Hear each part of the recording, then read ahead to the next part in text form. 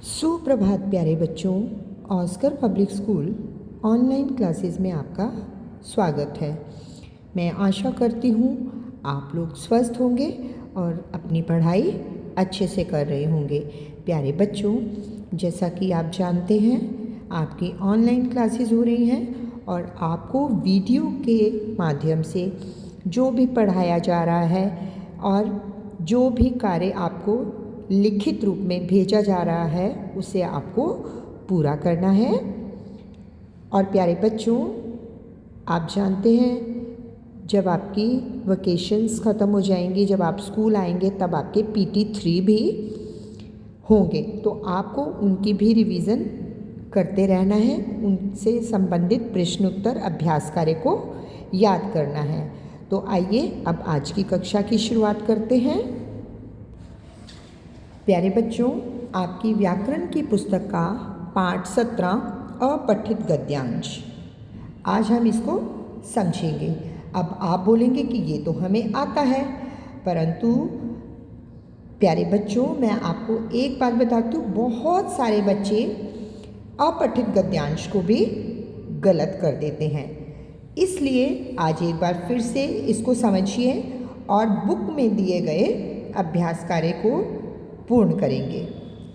तो देखिए, जो अपठित गद्यांश है इसका अर्थ होता है जो पहले ना पढ़ा गया हो। गद्यांश का अर्थ होता है गद्य का अंश, यानी कि पैराग्राफ। ये जो पैराग्राफ है इसको आपको ध्यान से पढ़ना है और नीचे दिए गए प्रश्नों के उत्तर इसी में से ढूंढकर आपको उत्तर बताने हैं। तो आइए अब आज की कक्षा की शुरुआत करते हैं। अब आपको गद्यांश को करते समय, इसके प्रश्नों के उत्तर देते समय किन किन बातों का ध्यान रखना है। सबसे पहले गद्यांश को ध्यान से पढ़ना है और अगर आपको एक बार पढ़ने में समझ नहीं आता है तो इसको आपको दोबारा से पढ़ना है और उसके बाद आपने नीचे दिए गए प्रश्नों को पढ़ना है और इस गद्यांश में से उसके उत्तर को ढूंढना है और लिखना है। तो आइए सबसे पहले आपकी पुस्तक के पेज नंबर 97, पेज नंबर 97 पर दिए गए गद्यांश को पढ़ते हैं और समझते हैं। तो देखिए, यहाँ पर शुरुआत करते हैं। गांधी जी ने पशु बल की अपेक्षा आत्मबल को ज़्यादा महत्वपूर्ण माना है। गांधी जी का मानना था कि सत्य और अहिंसा संसार की सबसे प्रबल शक्ति है। इसके सामने परमाणु बम भी नहीं टिक सकता।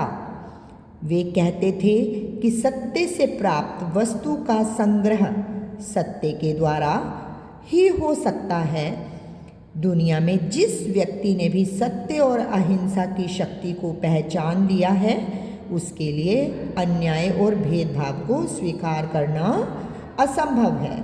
तो प्यारे बच्चों, इस गद्यांश को हमने पढ़ा और देखिए अब हम इसके पहले प्रश्न को पढ़ते हैं। गांधी जी में इनमें से किसको ज़्यादा महत्वपूर्ण माना है। यहाँ पर 3 ऑप्शन दिए गए हैं, आत्मबल, पशुबल और मनबल। गांधी जी ने पशुबल की अपेक्षा आत्मबल को ज़्यादा महत्वपूर्ण माना है, तो यहाँ पर आत्मबल पर सही का निशान लगाएंगे। तो प्यारे बच्चों देखिए, अगला प्रश्न है, परमाणु बम किसके आगे नहीं टिक सकता। इसके विकल्प हैं सत्य के, अहिंसा के और दोनों के। तो इसका उत्तर होगा सत्य और अहिंसा के आगे परमाणु बम भी नहीं टिक सकता। तो यहाँ पर दोनों के आगे हम दोनों के सामने सही का निशान लगाएंगे। आगे देखिए, संग्रह का अर्थ है मिलना, बिछुड़ना, एकत्र करना। तो इसका उत्तर होगा एकत्र करना मीन्स इकट्ठा करना। संग्रह इकट्ठा, एकत्र मीन्स इकट्ठा। आगे देखिए, अन्याय का विलोम शब्द क्या है। अहिंसा, अपेक्षा या न्याय। यस, ये तो आपको मालूम है, इसका उत्तर होगा न्याय। अब हम अगले गद्यांश को पढ़ते हैं।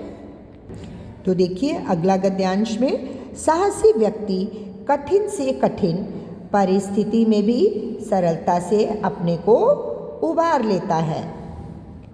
उबार मीन्स निकाल लेता है। वह किसी भी कार्य को करने से झिझकता नहीं है, मतलब हिचकिचाता नहीं है। आलस्यपूर्ण व्यवहार से ही वह कोसों दूर रहता है। जो अपने कार्य के प्रति सजग रहता है, वह हर कार्य करने को तत्पर रहता है, वह आलस्य से कोसों दूर रहता है। निरंतर कार्य करने की क्षमता साहसी व्यक्ति में ही देखी जा सकती है। निरंतर का अर्थ होता है लगातार। निडरता उसका संस्कार बन जाता है, लेकिन यदि नम्रता का गहना उसके स्वभाव का अंग बन जाए तो वह सोने पे सुहागा हो जाएगा। साहस का अर्थ यह कदापि नहीं होना चाहिए कि आप अपने समक्ष किसी को कुछ समझे ही नहीं। बड़ों और छोटों का सम्मान करते हुए अपने व्यवहार में कोमलता का परिचय देते हुए ही अपने साहस को दर्शाना ही उपयुक्त रहता है। तो प्यारे बच्चों, आपने इस गद्यांश को पढ़ा। अब देखिए नीचे दिए गए जो प्रश्न हैं, कठिन से कठिन परिस्थिति में कौन अपने को उबार लेता है। यहाँ पे देखिए कठिन से कठिन व्यक्ति में साहसी व्यक्ति, यहाँ पर ऑप्शन भी है, विकल्प दिया गया साहसी व्यक्ति, डरपोक व्यक्ति, आलसी व्यक्ति। तो साहसी व्यक्ति पर आप सही का निशान लगाएंगे। आगे देखिए निरंतर काम करने की साहसी व्यक्ति में कौन सी क्षमता होती है।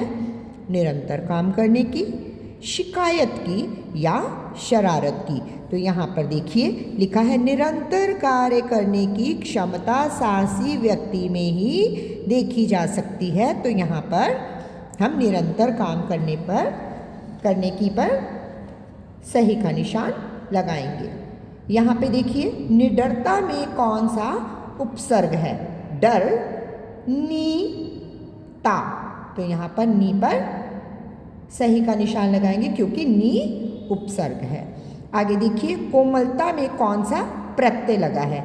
देखिए जो उपसर्ग होता है वह शब्द के आगे लगता है, इसलिए उसे उपसर्ग कहते हैं। और प्रत्यय प्र यानी कि पीछे लगता है। कोमलता यानी कि ता के सामने कोमलता का में कौन सा प्रत्यय लगा है, ता। इसलिए को और कोमल को हम नहीं देखेंगे क्योंकि कोमल तो अपने आप में शब्द है।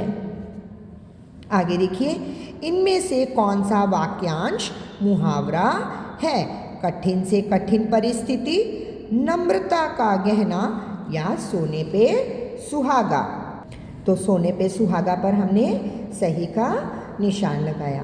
तो प्यारे बच्चों, आपको आपकी पुस्तक का पेज नंबर 98 और 97 यानी पेज नंबर 97 और 98 पर दिए गए अभ्यास कार्य, ये गद्यांश के अभ्यास कार्य को पढ़ना है और समझना है।